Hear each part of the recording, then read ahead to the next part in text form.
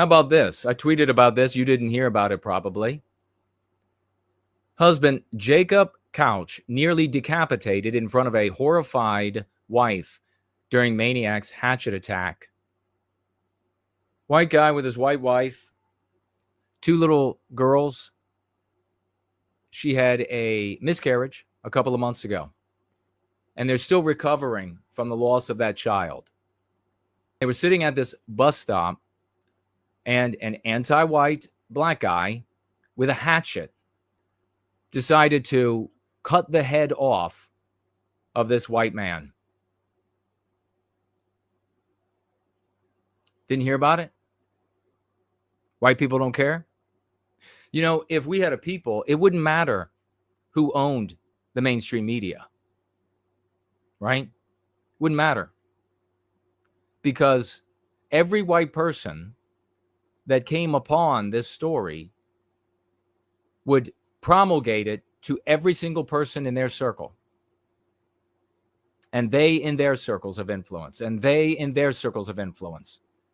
And we would all be mourning that one of our fathers with his wife was nearly completely decapitated right in front of her as they sat on a bench waiting for a bus, still mourning the loss of their child with two other little girls at home.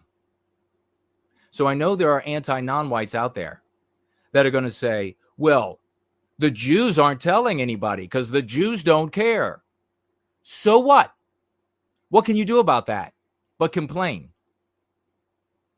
If we had a people, which is the formula we use here, that works for the creation of a people, we would be promulgating it across the West. Our brothers and sisters in Spain would hear about this horrific attack and injury on our people, and they would be outraged. Let me ask you this.